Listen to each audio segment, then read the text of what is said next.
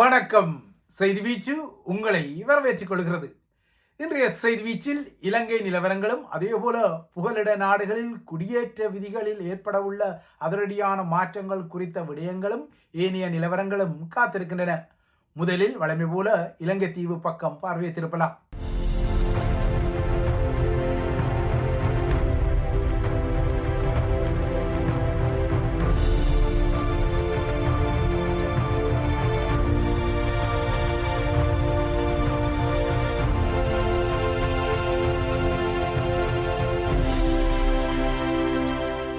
இலங்கையின் கிழக்கு பகுதி வான்பரப்பில் புதிதாக வானிலை குழப்பங்கள் உருவாகியுள்ளதால் வடக்கு கிழக்கு மாகாணங்களில் தற்போது தொடர்ந்து வரும் மழைக்காலம் எதிர்வரும் சில நாட்களுக்கு நீடிக்கும் என்ற புதிய எச்சரிக்கைகள் விடுக்கப்பட்டுள்ளன.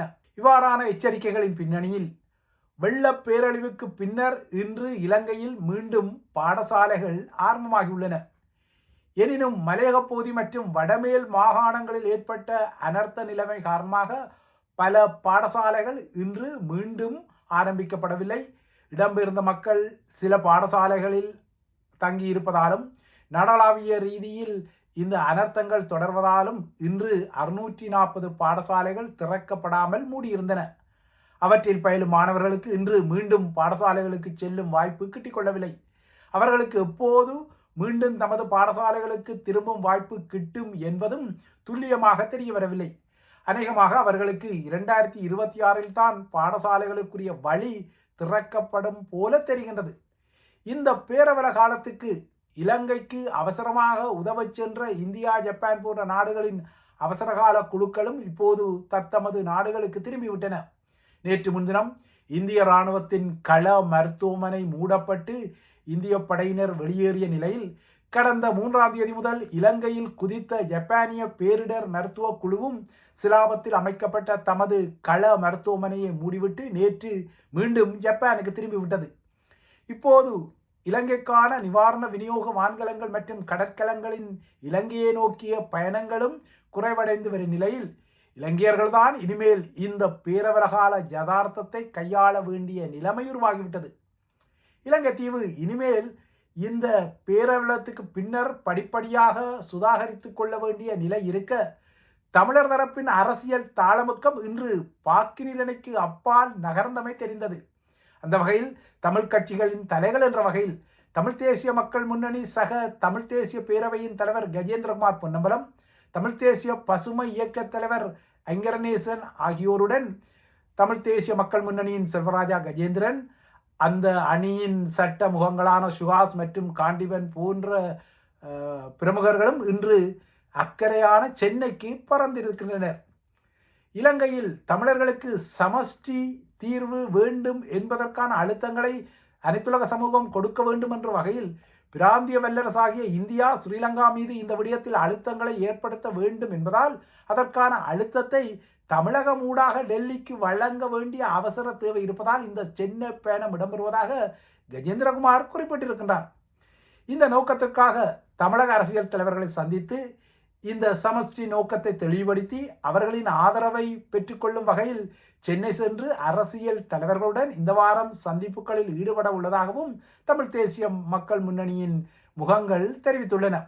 ஆக மொத்தம் மாவீரர் நாளுக்கு அண்மையாக ஐங்கரநேசரின் அழைப்பில் விடுதலை சிறுத்தைகள் கட்சியின் தலைவர் தொல் திருமாவளவன் யாழ்ப்பாணத்தில் நின்ற பின்னர் வெளிப்படும் சூட்சுமங்களில் ஒன்றாக இன்று ஐங்கரநேசனுடன் கஜன்களின் அணியும் சென்னைக்கு பறந்திருக்கின்றது.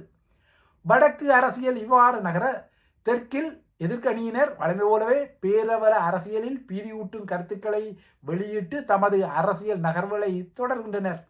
அந்த வகையில் தனது தலைவர் ரணில் விக்ரமசிங்க கணித்ததின்படி அடுத்த வருடத்தில் தமிழ் சிங்கள புத்தாண்டு காலமான ஏப்ரலில் இலங்கை மீண்டும் பொருளாதார நெருக்கடியை எதிர்கொள்ளும் என ஐக்கிய தேசிய கட்சிகள் யானை அணியிலிருந்து ஹரின் பெர்னாண்டோ புதிய எச்சரிக்கை செய்தியை வெளியிட்டுள்ளார்.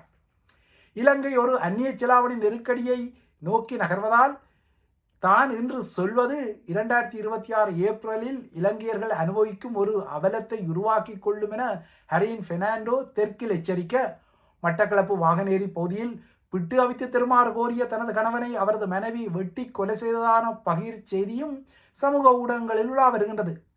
வாகனேரி குடாமுனைக்கல் பகுதியில் இடம்பெற்ற இந்த சம்பவத்தில் 46 வயதுடைய 4 பிள்ளைகளின் தந்தையான நவராஜா பலியாகியுள்ளதாகவும் கணவனை கொலை செய்த பின்னர் மனைவி அவரை கொல்ல பயன்படுத்திய கத்தியுடன் காவல் நிலையத்தில் சரணடைந்ததான அவலச் செய்திகள் எல்லாம் வந்திருக்கின்றன.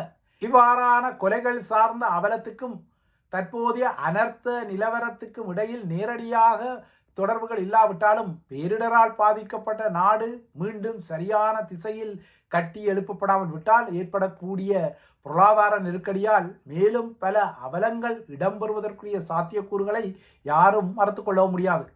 இதனால் தான் இந்த பேரழிவிலிருந்து மீட்சி வருவதற்காக ஒரு சர்வதேச நன்கொடையாளர் மாநாட்டை கூட்டுவதற்கு ஸ்ரீலங்கா அரசாங்கம் இப்போது முடிவெடுத்துள்ளது.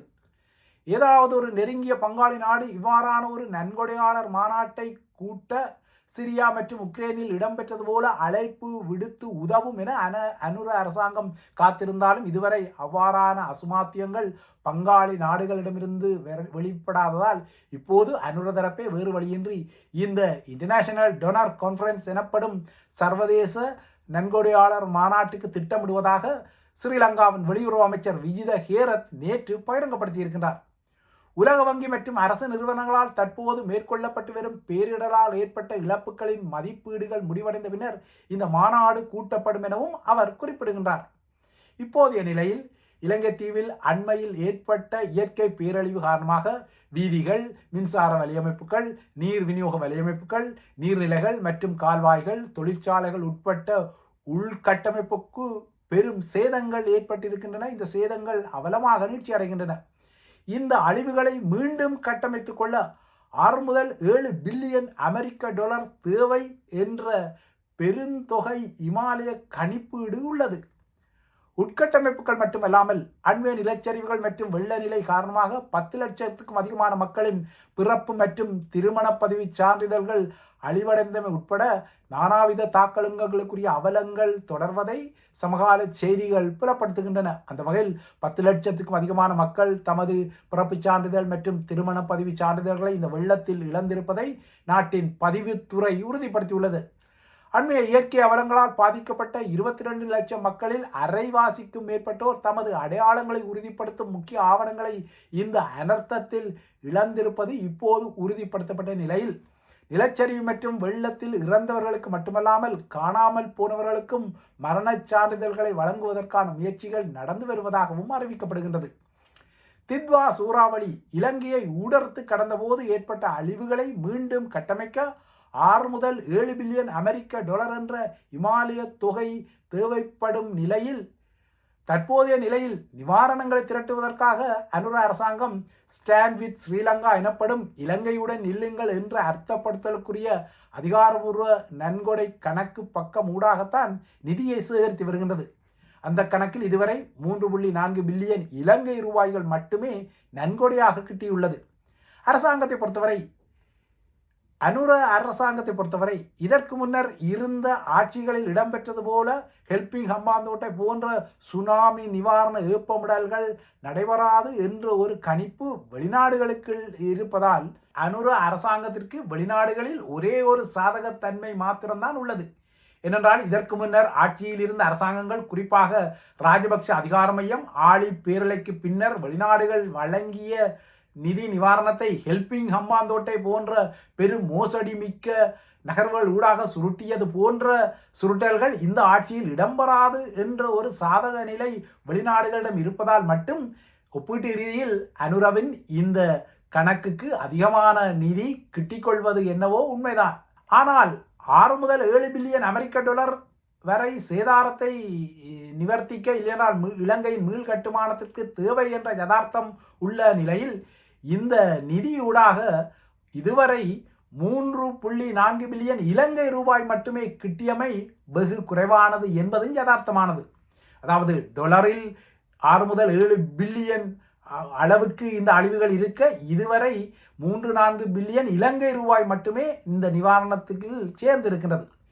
இப்போது இலங்கைக்காக ஐநாவும் ஒரு மனிதாபிமான முன்னுரிமை திட்டத்தை பகிரங்கப்படுத்தி 35.3 மில்லியன் டாலர் என்ற இலக்கில், அதாவது மில்லியன் என்ற டாலர் இலக்கில் இலங்கை ரூபாவில் சராசரியாக 10.9 பில்லியன் ரூபாய் என்ற இலக்கில் ஒரு திட்டத்தை ஆரம்பித்திருந்தாலும் இவையெல்லாம் போதாது என்பதை அறிந்த அரசாங்கம் இப்போது அனைத்துலக நன்கொடை மாநாடே இதற்கு தீர்வு தரும் என முடிவெடுத்திருக்கிறது.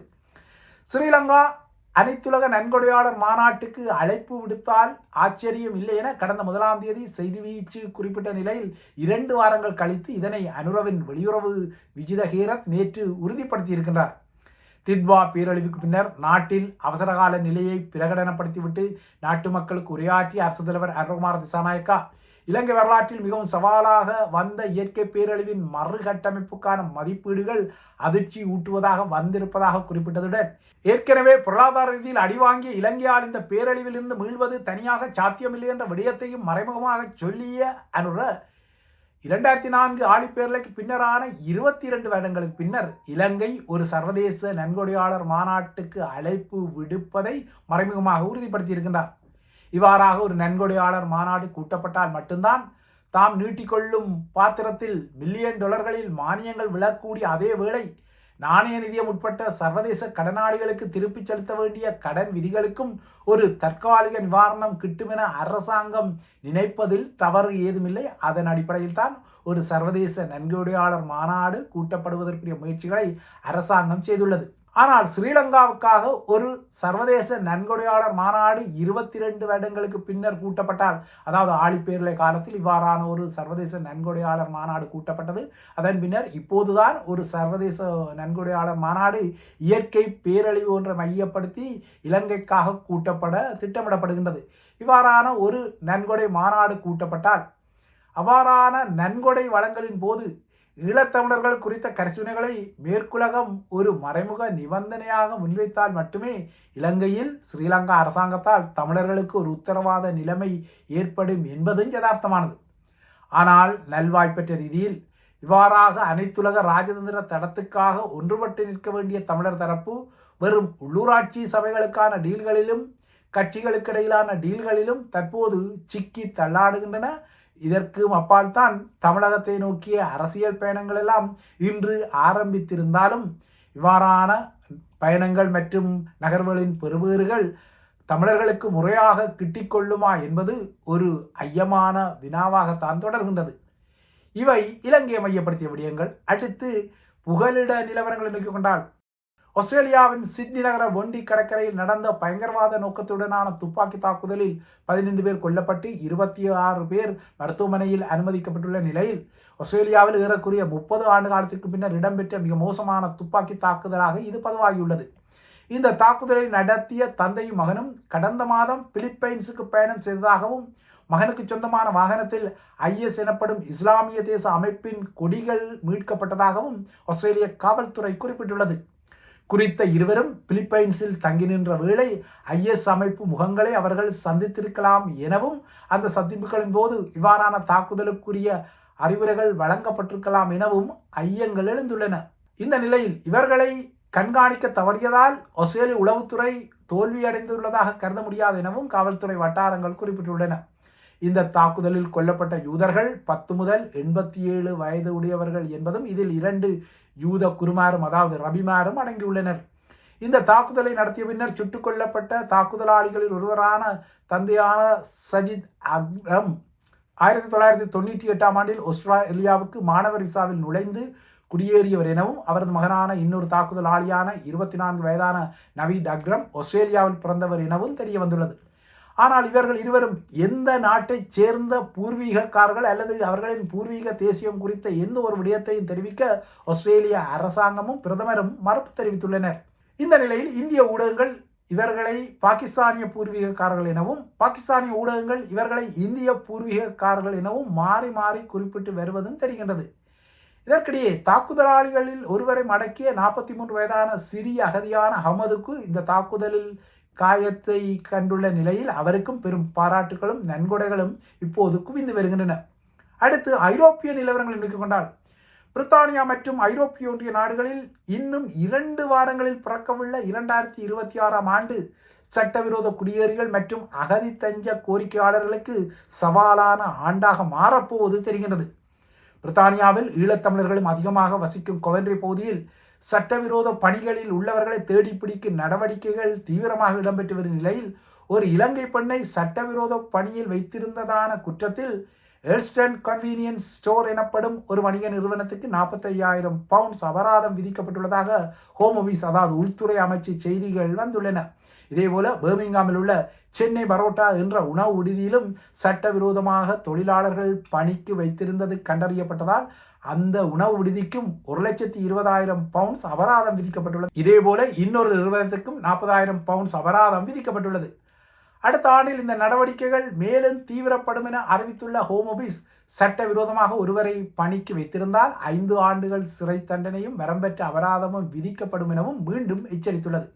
இந்த நிலையில் ஐரோப்பிய ஒன்றியத்தின் உள்துறை அமைச்சர்கள் ஐரோப்பிய ஒன்றியத்தின் குடியேற்ற விதிகளை இருக்க கடந்த வாரம் அங்கீகாரம் வழங்கிய பின்னணியில் இனிமேல் ஐரோப்பாவில் புகலிடம் கோரிக்கொள்வது எந்த காரணமும் இல்லாத அடிப்படையில் இருந்தால் அவற்றை உடனடியாக நிராகரிக்கும் நடைமுறை 2026 ஜூன் மாதம் முதல் நடைமுறைக்கு வர உள்ளது. ஐரோப்பிய ஒன்றிய நாடுகளில் ஏதாவது ஒன்றில் நாட்டை விட்டு வெளியேறுமாறு உத்தரவிடப்பட்ட ஒருவர் வேறு ஒரு நாட்டுக்கு பயணம் செய்தால் அந்த நாட்டின் அதிகாரிகள் புதிய உத்தரவை பிறப்பிக்காமல் முதல் நாடு பிறப்பித்த உத்தரவை நடைமுறைப்படுத்த முடியும் எனவும் இந்த அமைச்சர்களின் மாநாட்டில் ஒத்துக்கொள்ளப்பட்டுள்ளது. இப்போதைய நிலையில் பங்களாதேஷ், கொலம்பியா, எகிப்து, இந்தியா, கொசோவா, மொரோக்கோ மற்றும் துனிசியா, துருக்கி, ஜோர்ஜியா ஆகிய நாடுகளை ஐரோப்பிய ஒன்றியம் பாதுகாப்பான நாடுகளாக கருதி கொள்வதால் இந்த நாடுகளைச் சேர்ந்தவர்களின் புகலிட விண்ணப்பங்களை உடனடியாகவே நிராகரிக்கும் வகையில் வழிகள் பிறக்கக்கூடும். அதாவது இந்தியா உட்பட்ட நாடுகளில் இருந்து அகதித்தஞ்சம் கோருபவர்களின் விண்ணப்பங்கள் உடனடியாகவே நிராகரிக்கப்படக்கூடும். இந்த பட்டியலில் இலங்கையையும் உள்ளடக்க முயற்சிகள் இடம்பெற்று வருவதால் இலங்கையை ஒருவேளை பாதுகாப்பான நாடு என ஒன்றியம் வகைப்படுத்தினால் இலங்கையிலிருந்தும் அகதியில் தஞ்சம் கோரும் தமிழர்களின் விண்ணப்பங்கள் எல்லைகளிலேயே நிராகரிக்கப்படும் சாத்தியக்கூறுகளும் தெரிகின்றன. இதற்கிடையே எதிர்வரும் ஜனவரி முதல் ஐரோப்பிய ஒன்றியம் அல்லாத ஏனைய நாடுகளைச் சேர்ந்தவர்கள் பிரான்சில் நிரந்தர வதிவிட அனுமதியை பெறுவதற்கு அவர்கள் பரீட்சை ஒன்றில் சித்தி அடைய வேண்டியது அவசியமான நடைமுறையாக வர இருக்கிறது. அதாவது இன்னும் 2 வார காலத்தில் ஜனவரி 1ஆம் தேதி முதல் நடைமுறைக்கு வரும் இந்த புதிய விதிமுறையில் இதுவரை மொழித்திறன் மட்டுமே சோதிக்கப்பட்ட நிலையில் இனிமேல் பிரான்ஸ் குறித்து அதாவது பிரித்தானியாவில் உள்ளது போல லைஃப் இன் UK போன்ற பாணியில் லைஃப் இன் பிரான்ஸ் என்ற அடிப்படையில் சில வினாக்கள் வினவப்படும். இந்த வினாக்களில் சித்தி அடைந்தால் மாத்திரம்தான் அவர்களுக்கு நிரந்தர வதிவிட உரிமைக்குரிய விண்ணப்பத்தை சமர்ப்பிக்கும் தகுதி வரும். 40 கேள்விகள் இதற்காக வழங்கப்படும். இந்த கேள்விகளில் குறைந்தது 32 கேள்விகளுக்கு சரியான பதில் அளிக்கும் விண்ணப்பதாரிக்குத்தான் அனுமதி கிட்டக்கூடும். நீங்கள் முதன்முறையாக வதிவிட விசாவுக்கு விண்ணப்பிக்க முன்பாகவே இந்த தேர்வில் தேர்ச்சி பெற்றிருக்க வேண்டும். ஆனால் ஏற்கனவே வதிவிட அனுமதியை கொண்டிருப்பவர்களுக்கும் அதனை புதுப்பிப்பவர்களுக்கும் அதாவது ரினியூவல் செய்பவர்களுக்கும் இந்த தேர்வு தேவை இல்லை என்பதால் ஏற்கனவே வதிவிட அனுமதி வைத்திருப்பவர்கள் இந்த விடயத்தில் குழப்பமடைய தேவையில்லை. இறுதியாக பிரித்தானிய நிறுவனங்கள் இணைக்கு கொண்டால் பிரித்தானியாவில் பரவிவரும் சூப்பர் ஃப்ளூ எனப்படும் வைரஸ் காய்ச்சல் இப்போது பிரான்சின் தென் பிராந்தியங்களிலும் பரவி வருகின்றது. வைரஸின் துணை பிரிவான பிறழ்வால் பரவும் இந்த காய்ச்சல் ஏற்கனவே ஃப்ளூ தடுப்பூசி போட்டவர்களுக்கு சவாலாக மாறியிருந்தாலும் இப்போது வரை இந்த காய்ச்சலுக்கு எதிராக தடுப்பூசிகள் முறையாக வேலை செய்வதாக அறிவிக்கப்படுகின்றது. இதனால் கிறிஸ்துமஸ் மற்றும் புத்தாண்டு விருந்துகளில் பங்கெடுப்பவர்களின் நோய் எதிர்ப்பு மண்டலம் மேலும் பலவீனப்படும் என்ற எச்சரிக்கைகள் பிரித்தானியாவில் விடுக்கப்பட்டுள்ளன. பெரும்பாலும் மூக்கு மற்றும் தொண்டையை பாதிக்கும் ஆரம்ப அறிகுறியுடன் காய்ச்சல், தசைவலி, சோர்வு, வறண்ட இருமலால் இந்த சூப்பர் ஃப்ளூ காய்ச்சல் பரவி வருகின்றது. இந்த வைரஸ் மேலும் பரவினால் அது உங்கள் நுரையீரலை அடைந்து கடும் இருமலை ஏற்படுத்தக்கூடும் எனவும் எச்சரிக்கப்படுகின்றது.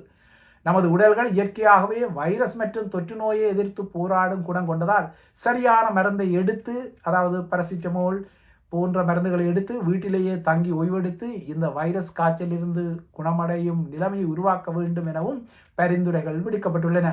இவைதான் IBC தமிழின் செய்தி வீச்சு. தொடர்ந்தும் IBC தமிழுடன் இணைந்திருங்கள்.